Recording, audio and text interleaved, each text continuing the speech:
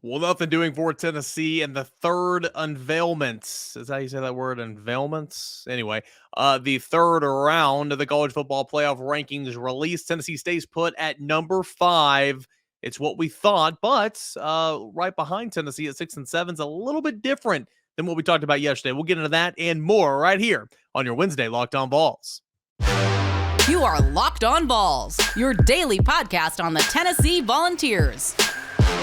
Part of the Locked On Podcast Network, your team every day.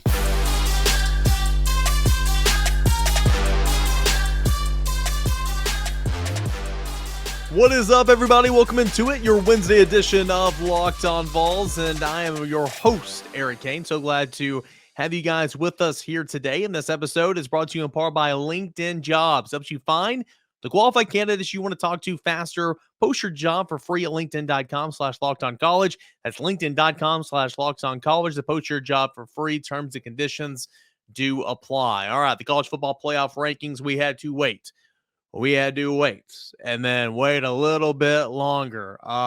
Thank God I'm not doing morning radio anymore, right? I mean, it'd be a late night, but we waited to see Tennessee move nowhere. In fact, the top 5 moved nowhere, and that's what we thought would happen. But the college football playoff rankings were released, and so we're going to discuss that. And plus, I want to play some audio here in segment number 1 on the college football playoff picture.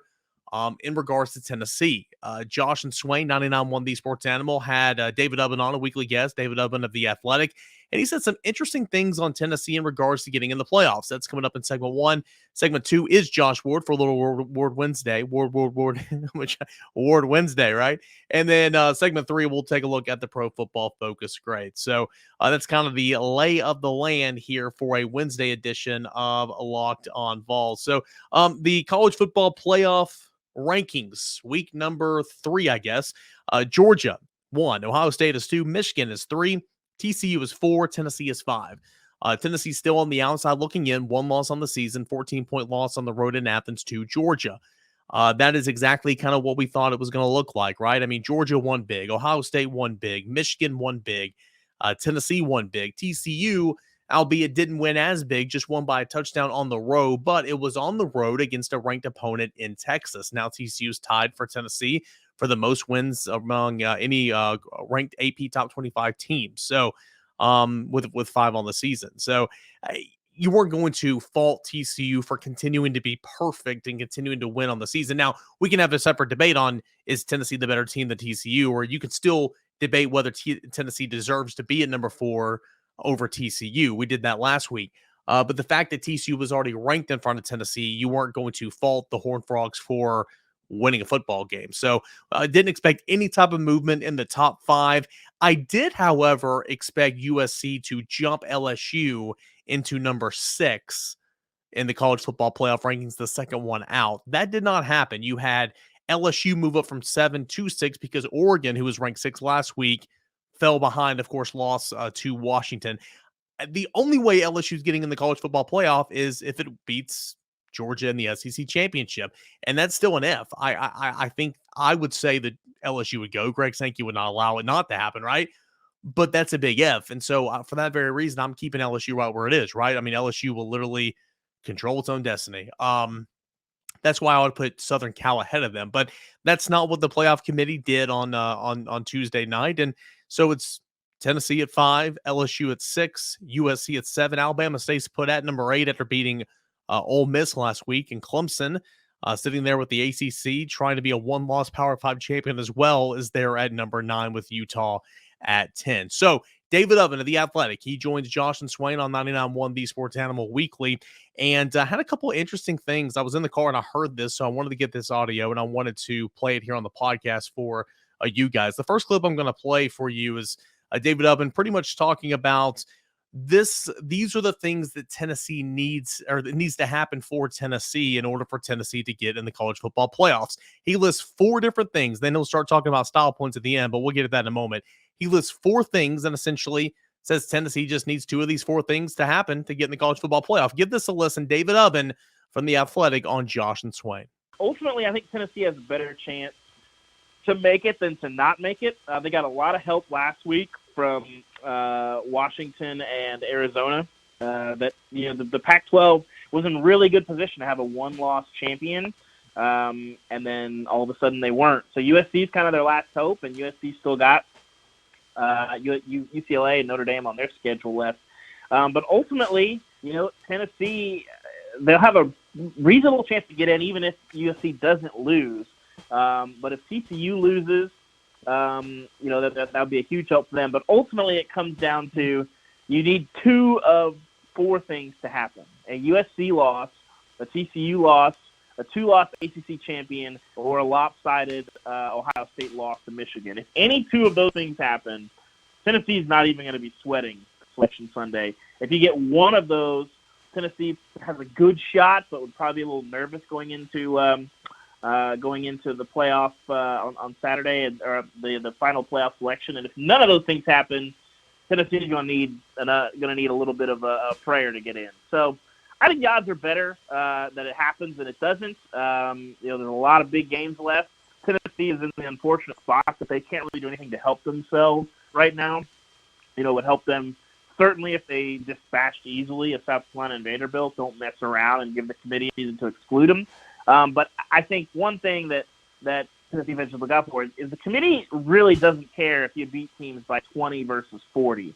They want to see you win games convincingly, but margin of victory does not really matter in the same way that it did in the BCS era, where that was factored into computers for a long time.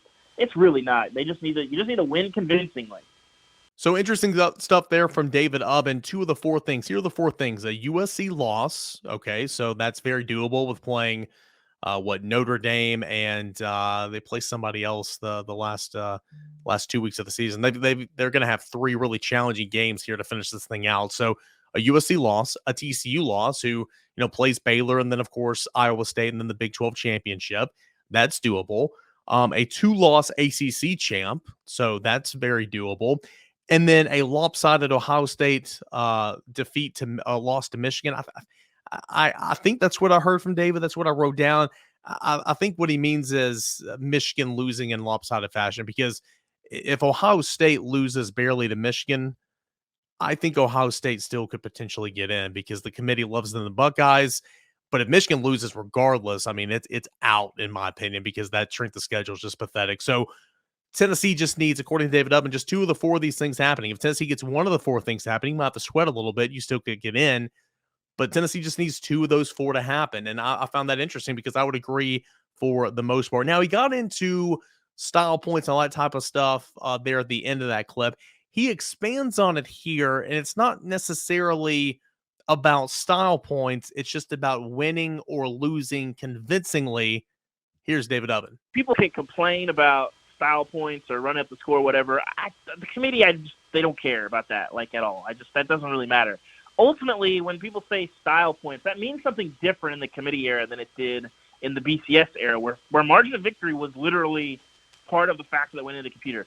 Basically, the committee views wins as either sort of convincing or not convincing. Like TCU, the reason why TCU was behind a 1-loss Alabama is because TCU's been getting behind in games. They needed a little magic to come back and win.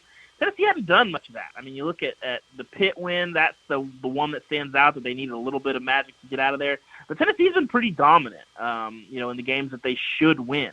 So, you go on the road to South Carolina, don't trail in the second half. You go to Vandy, kind of the same thing. Whether you win by 50 or 20 doesn't really matter. You just need to prove we were a lot better than this team. And that's really what it is. It comes down to the committee doesn't like to use the term game control, but it does matter to them because it's sort of amorphous. But it basically just means win convincingly. Don't make it, don't let opportunities or don't let the game be in a situation where, they could easily lose this game. And Tennessee obviously, looks like that against a Missouri team that they needed to beat and beat pretty convincingly. So according to David Ubben, the committee does not care about style points. If Tennessee would have won 44-24, that is a convincing win, and it's the same. It holds the same weight as 66-24.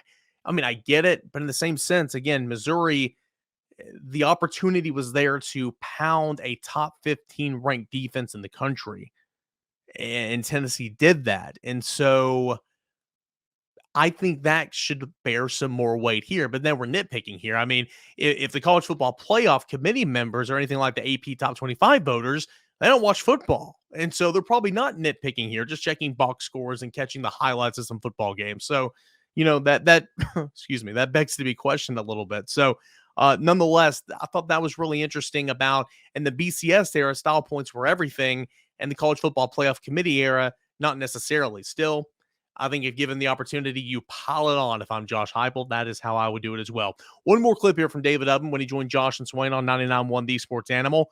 What about conference champions and how much weight is going to be put on conference champions such as an LSU sneaking into the college football playoff or, of course, a USC as well? So here is this clip from David Ubben talking about how LSU could throw a whole wrinkle in this whole thing.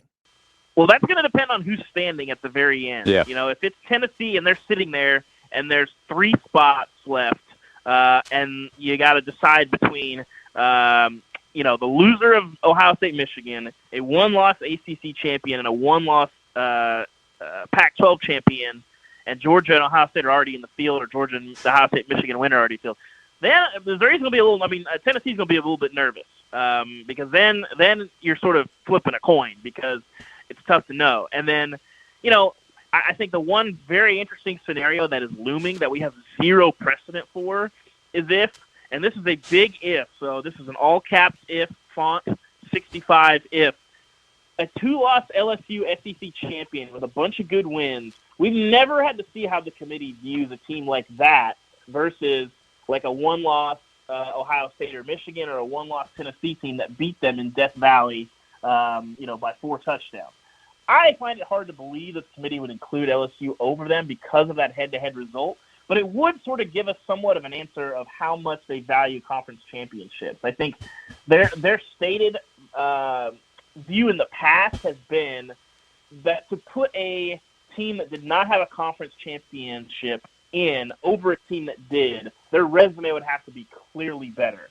Now, Tennessee's wins might not be that much better than LSU's at the end of the season, but that head-to-head result is an albatross around LSU's neck. So that does introduce the opportunity of a 3 ACC team playoff, which would be very, very interesting. But ultimately, we'll have to find out. I mean, if you're sitting there again where you have a 1-loss champion from the ACC and the Pac-12, Tennessee obviously has better wins than those teams. We'll see how many top 25 wins they have at the end. Tennessee have a good chunk of top 40 wins, which also do kind of matter in the metrics that the committee uses.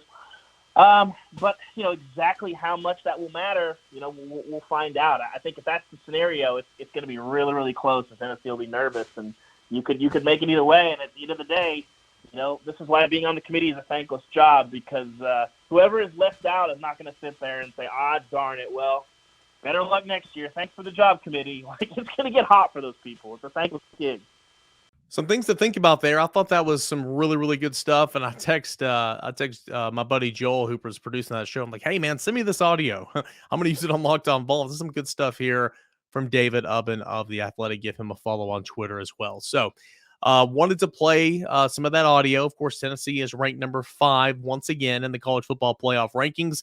It is Georgia, Ohio State, Michigan, and TCU, the top 4. The first 2 out, Tennessee and LSU. The ESPN Football Power Index still gives Tennessee close to a 60% chance of making the college football playoff. So, as David Ubben said it's more likely than not. So, I think Tennessee's still in a really, really, really good spot. All right. So, when we come back, we will talk with Josh Ward, who, it was his radio show that David Ubben joined, and that's coming up next right here on Locked On Vols. But I want to remind you guys about one of our proud sponsors and that has brought you part of this episode, and it is LinkedIn Jobs. These days, every potential hire feels like a high-stakes wager for your small business. You want to be 100% certain that you have the best access to the best qualified candidates available. That's why you have to check out LinkedIn Jobs. LinkedIn Jobs helps you find the right people for your team faster and for free. So post your job with the purple hashtag hiring frame, and LinkedIn will spread the word that you are indeed hiring. Simple tools like screening questions make it easy to focus on candidates with just the right skills and experience, so you can quickly prioritize who you'd like to interview and hire. It's why small businesses rank LinkedIn Jobs #1 in delivering quality hires versus the leading competitors. LinkedIn Jobs lets you find the qualified candidates you want to talk to faster. You can post your job for free at linkedin.com/lockedoncollege. That's linkedin.com/lockedoncollege to post your job for free. Terms and conditions do apply. Welcome back to Locked On Vols Wednesdays. We bring on our friend Josh Ward to the program. He hosts Josh and Swain on 99.1 The Sports Animal weekdays from noon to 3, former host of Locked On Vols. Josh, what's going on, man? Eric, good to be with you right now. Yeah, there's a lot to talk about. Of course, Tennessee still very much in the playoff picture. Tennessee, an opportunity to win its 10th regular season game for the first time since 2007, and that's coming up this Saturday in Columbia. It's crossover season. Tennessee Hoops, Lady Vols, men's team. Not so much right now, but it's only November. What do you think about this Tennessee football team right now? When I say 10 wins, I mean, it's just, we talk to VFLs. We have them on the programs all the time. Of course, you do a show with the VFL, and not all of them, but most of them are like, oh, Tennessee's 10-2 this year. Tennessee's 10-2. And we're like, okay, let's be realistic. But I mean, there's a chance Tennessee could be 11-1, 10-1 after Saturday by going down to Columbia. What's that mean just for the growth of this program under Josh Heupel? Yeah, it's massive. Like if you were talking 11-1 in August, then you're probably talking 10-2, 11-1 every August because you want to, and that's perfectly fine. But in August, I did not see 10-2. Swain and I talked about it on our radio show. Could 10-2 happen? Yeah, if a lot of things broke Tennessee's way was our opinion at the time, and I undersold what Tennessee would be, and I changed my opinion as the season went along. Like as the year has continued, games in the preseason that I thought Tennessee would lose, that week I've picked Tennessee because by Florida week, I thought, okay, this team might be a little different in the way the game went and concerns I had with LSU in the preseason. I thought LSU would beat Tennessee. That week, I thought Tennessee would win, not by that margin, but I thought Tennessee was a different team. So this is a team that has surprised me because the offensive line has been so much better than expected. The defense at times has been better than I expected. And Hendon Hooker and Jalen Hyatt, they've just been terrific. So a chance to get to 11-1. I mean, in August, if I told you 10-2, just about every Tennessee fan would have said, you got it. They would have taken the deal. Now 10-2 would be a massive disappointment, and credit to Tennessee for making that happen. Tennessee will finish off the regular season on the road for back-to-back games for the first time since 1939. That's kind of hard to believe. I saw that in Tennessee's game notes this week. It's also going to be the first time they've played back-to-back road night games. Saturday is going to be the first time Tennessee's played a road night game this season. Last time Tennessee played on the road, it didn't go all according to plan. How do you think Tennessee will do in terms of dealing with the crowd noise? That place can get pretty rowdy there for home ball games. Yeah, probably better because Jalen Carter will not be playing in front of that home crowd for South Carolina. Neither will Stetson Bennett. Neither will Keely Ringo. Those are guys that made a big difference in how that last road trip went for Tennessee. Tennessee needs to be ready. Tennessee needs to be mentally prepared. But, Eric, I'll be honest. I think Tennessee can afford to make mistakes, whether it's pre-snap penalties because they're affected by the crowd or even a turnover or two, and still be fine, because I don't think that South Carolina has the firepower to keep up with what Tennessee wants to do. Now, going in, obviously Josh Heupel's not going to say, you know what, guys, we're good here. We can mess around. They're not going to think that at all. Their thought, I believe, based on the Missouri game, is we need to be as impressive as we possibly can. And I think that Tennessee will be. And by the way, that performance against Georgia with what that environment was helps prepare you a little bit for what is an underrated environment and what Tennessee's going to face. But just line the two teams up, and I don't think it's close. Vegas doesn't think it's close, and I don't think it will be by the time the game is done on Saturday. Been listening to a lot of Josh and Swain this week, more than I normally do. I've been in the car a lot lately. But of course, you can always listen on the Sports Radio WNML app if you want to listen to those guys, or on YouTube. You can watch as well. I highly recommend the show. Yeah. Right. Make it your second listen, right? Yeah. Or your third listen, right behind Locked On Vols and Locked On Sports Today. Hey, heard you guys, a big part of your show the other day was, people calling in, people texting in. There were some comments made from national media about Tennessee running up the score. And that kind of leads me into whenever you guys spoke with David Ubben, and we heard it in the last segment about, does this really matter or whatever? I don't know if it really matters, but if I'm Josh Heupel, I'm like, I'm going to do everything I possibly can control and go out and do to try to get into the college football playoffs. I can't believe this was even a conversation this week. Again, this isn't Pee Wee football. This isn't high school football. Your backup quarterback was in the football game and led 2 touchdown drives. Your entire second unit was in the football game. To me, it's just kind of like whatever.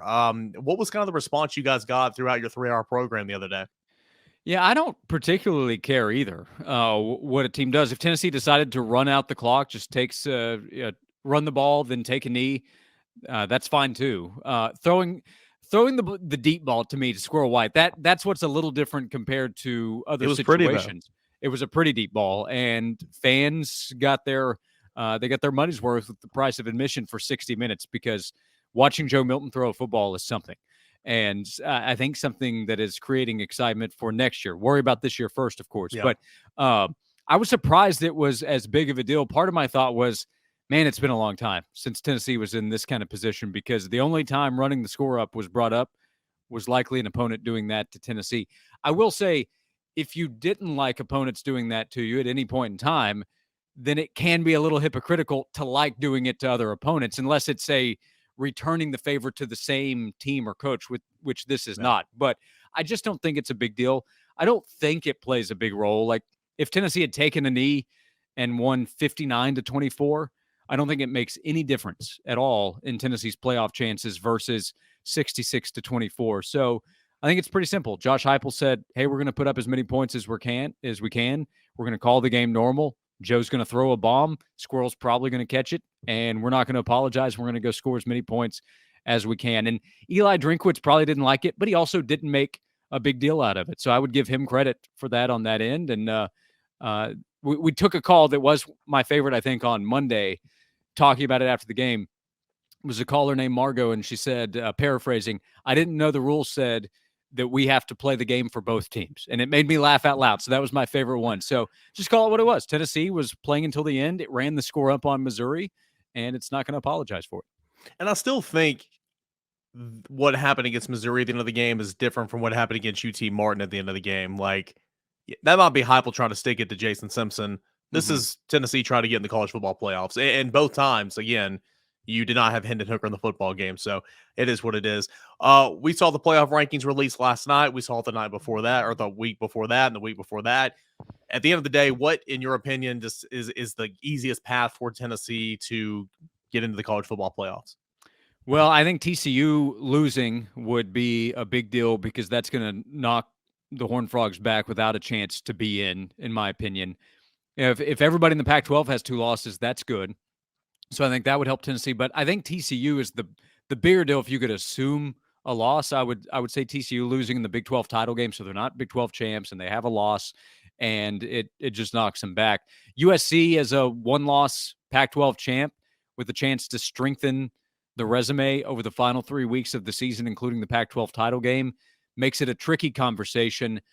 If it's a 1-loss Michigan team playing a close game in Columbus, I don't know, but I still think that Tennessee's resume would put the Vols over Michigan. So if you could pick a team to lose, I would pick TCU losing in the Big 12 title game if I'm Tennessee. If you can get TCU and USC to lose, then you should be golden if you're Tennessee.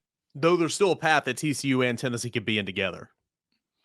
Yeah, I think for sure. And by the way, USC winning out, I think, is going to be really difficult, because these are quality opponents, and winning 3 straight games against quality teams, pretty much no matter who you are. If Tennessee were in this position, it'd be really difficult to do. So USC's not great on defense. They are at quarterback, and that offense can go, and that's what's going to give USC a chance to be 12-1 and force the committee to make a tough decision potentially. But I like Tennessee's chances a lot to still be in the playoff. They've gotten help each of the last 2 Saturdays since the loss to Georgia. That night, the loss by Clemson and Alabama helped, and then Oregon's loss, of course. So I expect more help over the next 3 weeks. Shifting gears here for the final question I've got for you, Ward Wednesday right here on Locked On Vols. Tennessee basketball, again, it's a November loss. It's not worth freaking out about. However, it looked atrocious, and Rick Barnes was not a happy camper after the game. Benching Zakai Ziegler, who will end up playing starter minutes still. But regardless, not a very good showing at Bridgestone Arena. What have you seen from Tennessee basketball so far this season? Probably affected by the games that didn't count and how well Tennessee played there against Michigan State, a scrimmage that nobody saw, at least it was behind the scenes, and then the exhibition win against Gonzaga, which is one of the best teams in the country. Probably affected the team mentally. They're still figuring out lineup and rotation, and anytime, especially early in the season, you can have bad performances, bad shooting performances. You're maybe in an uncomfortable situation, which, by the way, you might be in the postseason in terms of a new arena, different setting in terms of trying to hit shots. So that can be a concern later in the year, but that really applies to everybody. I think once they figure out the starting lineup, but more importantly, as you're kind of alluding to, rotations, because whether Zakai starts or not, I don't think matters. He's going to probably play the same amount of minutes and will probably be in the game late. The mindset needs to be defense. I do wonder, do you have guys that can get to the basket? I think Julian Phillips and Josiah Jordan James need to be guys that can help in that regard. Shooting, I think, will take care of itself over the course of the season. And lineup, my lineup, by the way, I would go Key, Santiago Vescovi, Josiah Jordan James, Julian Phillips, and Olivia Kumwa. And I would have Urosh and Zakai as two very important players off the bench, and Jemai Mashak. But again, I think that'll all work itself out. The loss could hurt Tennessee's resume at the end of the season, but over the course of the season, I still bet on this Tennessee basketball team working everything out. Oh, real quick, a bonus question. Sorry, I'm keeping you over the time, but Lamonte Turner tweeted out yesterday. I'm sure you saw it. If not, let me know and I'll pull it up. I saw it. Essentially saying, I love Rick Barnes so much to disagree with him. That's not how you handle that situation. What do you think about Lamonte's tweet? So I've long thought that if Rick Barnes is going to call out his players, and he's done that, which I think he also says to them behind the scenes. I don't think he says anything publicly that catches them off guard, or rarely is that the case. But I think Rick Barnes, even though he's the head coach and he's in charge, especially for guys that played for him for 4 or 5 years, they are within their right to express their honest opinions as well. And Lamonte's not necessarily wrong here. Zakai Ziegler is so tough mentally that I would be stunned if he is negatively affected by what Rick Barnes says about him in press conference settings. So personally, I think it's good for Tennessee basketball that you have that open dialogue. What it's about is the results. And if Tennessee doesn't win over the course of the season, Rick Barnes will get his criticism. That's just the way that it's going to go. And if they win, he'll get a ton of praise and the players will get that. But Zakai Ziegler knows he has to be tough to play point guard for Rick Barnes. And one thing I know for certain is that Zakai Ziegler is tough, so he'll be fine. Yeah, he had that buffer there with Kennedy Chandler last year. Now it's all on him. We know. Yeah, he's older, and the expectations go up for him. So that's how it is. And Lamonte said, "I love Coach Barnes," and I think he means that too. So I don't think it's a big deal. It's notable for sure, and but to me tells you how things are behind the scenes. And I think it really is some kind of credit to the structure, to the culture of Tennessee basketball. Tennessee basketball is in action tonight. Tennessee football is back in action in Columbia, South Carolina on Saturday, and you guys are in action the rest of this week, noon to 3. Josh and Swain on 99.1 The Sports Animal. What do you have coming up the rest of the week on the program? Yeah, coverage of Tennessee, South Carolina. I think Tennessee will be perfectly fine. Swain will be on the sideline for the Vol Network, so he's getting ready for a trip to Columbia. But how are things going to play out? They will play themselves out, and we'll continue to follow to see if Tennessee will be just fine, because I think they will be. Josh Ward at Josh_Ward every Wednesday right here on Locked On Vols. Thanks, man. You got it. Thank you. All right. Appreciate Josh for stopping by the show each and every Wednesday, getting his expert analysis and more. That is Ward Wednesday. Hey, when we come back, we'll take a look at the Pro Football Focus grades from Tennessee's win over Missouri. That and more coming up right here in a minute on Locked On Vols. But hey, this episode is brought to you in part by BetOnline.net. Your number one source for all your sports betting, information, stats, news, analysis. Hey, as late as yesterday, the line for Tennessee on the road at South Carolina was 21.5. The total was at 66. I, for some reason, like the total to get a little up, a little higher than that, because I think Tennessee is going to score and score plenty, just like it did against Missouri last week. So you can check out that line. Take the over, under, first half bets, whatever you want at BetOnline. Latest odds and trends for every professional and amateur league out there, from football to basketball to soccer to esports. They've got it all at BetOnline.net. And if you love sports podcasts, you can also find those at BetOnline.net as well. We're always the fastest and easiest way to get in your betting fix.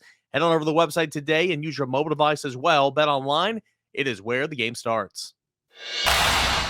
All right, guys, final segment left here on this Wednesday edition of Locked On Vols. Appreciate you guys for hanging out with us here today as we discuss Tennessee's ranking in the college football playoffs. Heard some audio from the Josh and Swain show from David Ubben of The Athletic. Talk with Josh Ward in the last segment. And now let's go ahead and look back at the Missouri game. The final time we'll talk about the Missouri game this week, but I want to bring on some Pro Football Focus grades. for the Tennessee Volunteers. It's something, it's not everything. Remember that. 90 to 99 is considered elite. 80 to 89 is very good. An above average starter is 70 to 79. An average starter, per Pro Football Focus, 60 to 69. Below average starter, 50 to 59, and less than 50 is considered a backup level player. So that is kind of the grading scale per the Pro Football Focus. You look over on offense. Tennessee played 27 players in this football game, and I'm not going to give you everybody's grades, but I'll give you the starters. Hendon Hooker, 73 plays in this football game, 86.8% was his grade per the Pro Football Focus.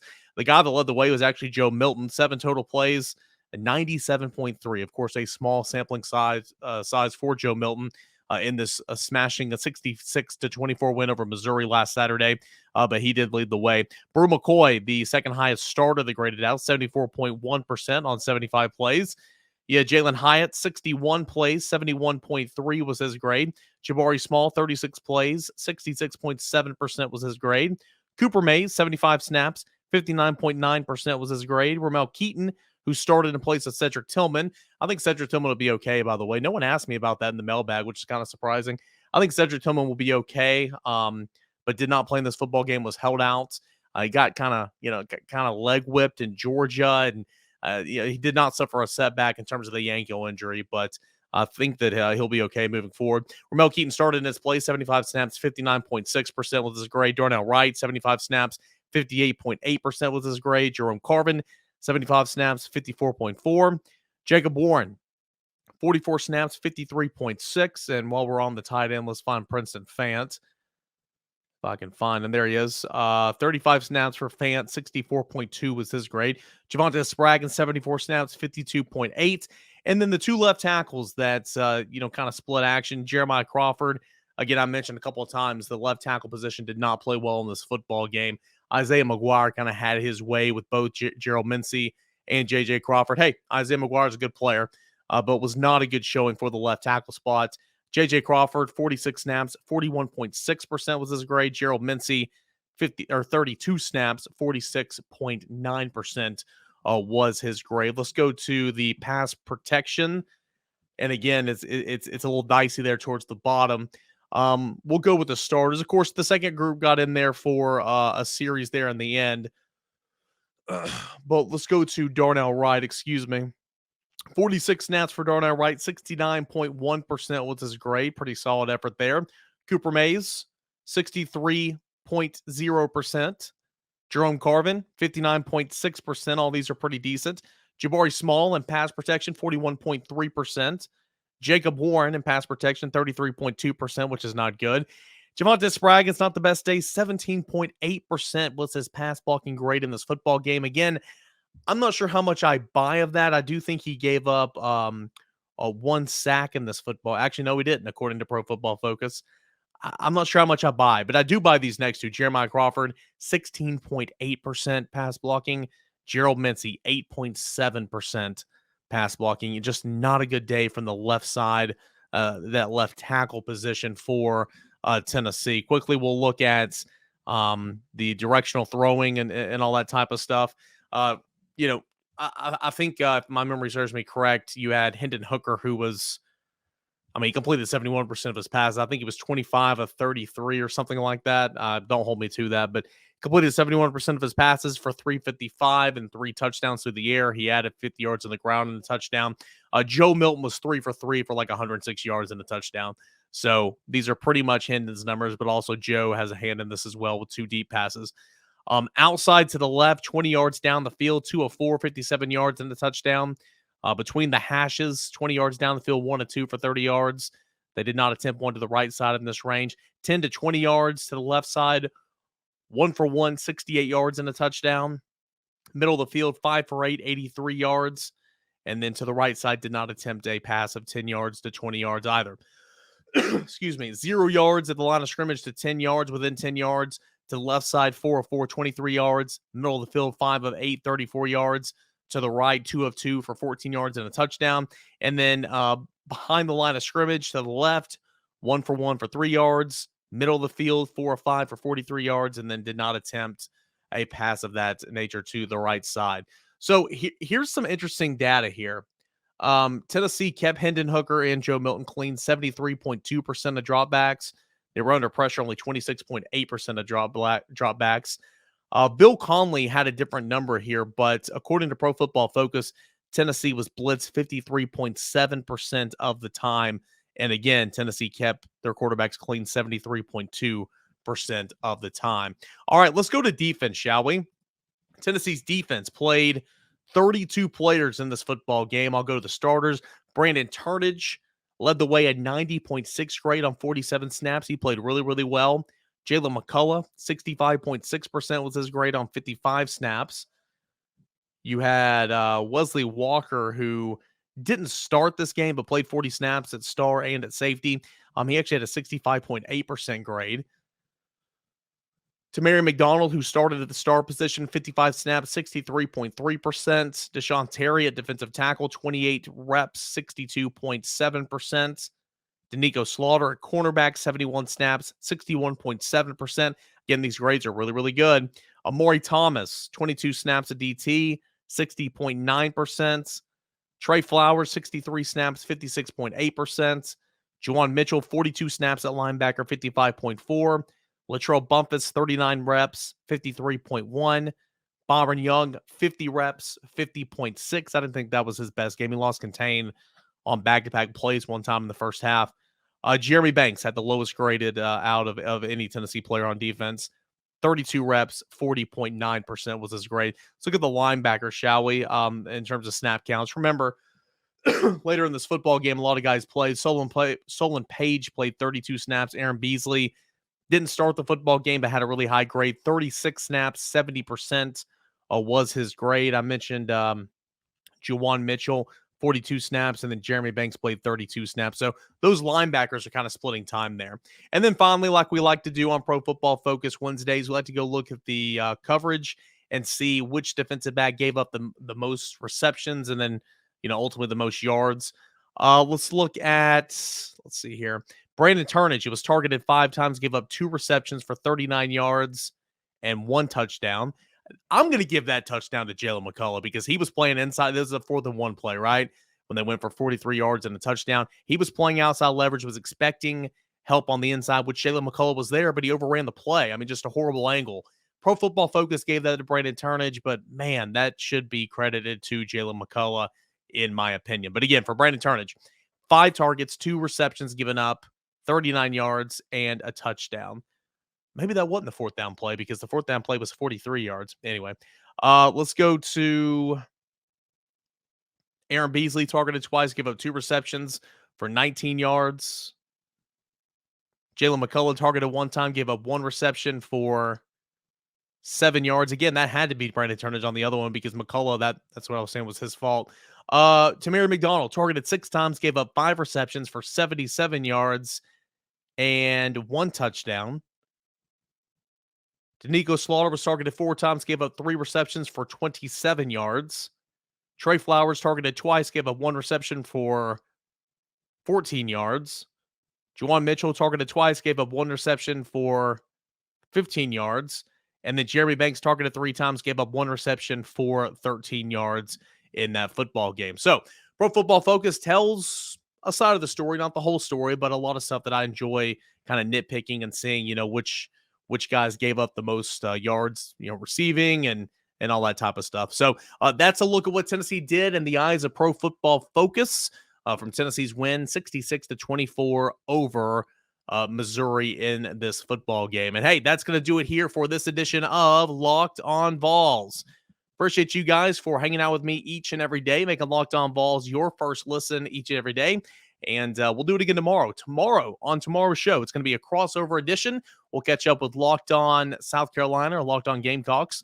And we will figure out who is South Carolina, what strengths are there, how are they going to finish off the season. Of course, they got Tennessee and Clemson coming up next week, so not an ideal end of the season for the Gamecocks, but they were, 5-2 at one point in time. So we will check in. We'll go behind enemy lines and check in with the Locked On Gamecocks host tomorrow and learn all about South Carolina. Hey, guys, as always, thanks so much. Subscribe if you're watching on YouTube, and if you haven't already, please, that helps me out so much. hit this like button. Let's get it out there so more Tennessee fans can see. And if you're listening and you haven't subscribed on Apple Podcasts, Odyssey, Spotify, whatever, go ahead and do that, please. It would mean the world to me. As always, Locked On Ball is your first listen. Make Locked On Sports Today your second listen. Biggest stories of the day, takes of the day, all that and more. Make Locked On Sports your second listen, right behind Locked On Vols. All right, boys and girls, same time, same place. We'll do it again tomorrow. This is Locked On Vols.